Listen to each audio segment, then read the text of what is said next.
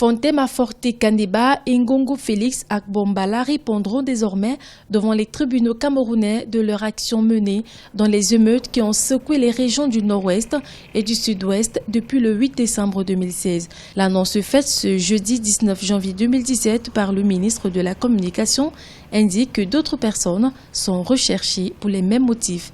L'État du Cameroun reproche à ses activistes d'être à l'origine des violences et des exactions sur les édifices publics, entre autres. Ils sont passés donc d'une revendication corporatiste avec des manifestations. Ces manifestations sont devenues carrément insurrectionnelles. Alors, dans un état de droit, le chef de l'État a donc instruit que le gouvernement prenne ses responsabilités et arrête donc tout cela et qu'on les traduise donc devant nos tribunaux. Selon le gouvernement, ces deux activistes membres du consortium de la société civile du Cameroun anglophone auraient profité des revendications des enseignants et des avocats pour imposer leurs idées sécessionnistes.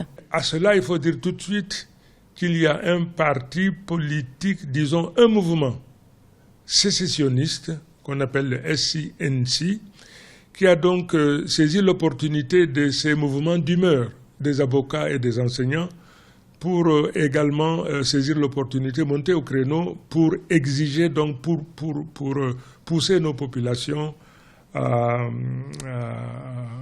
adhérer à leur point de vue, c'est-à-dire à exiger également cette fois-ci, pas seulement le fédéralisme, mais la sécession. En interpellant ces deux syndicalistes, le gouvernement est déterminé à mettre en œuvre tous les moyens pour restaurer la paix, la sécurité publique et l'unité nationale.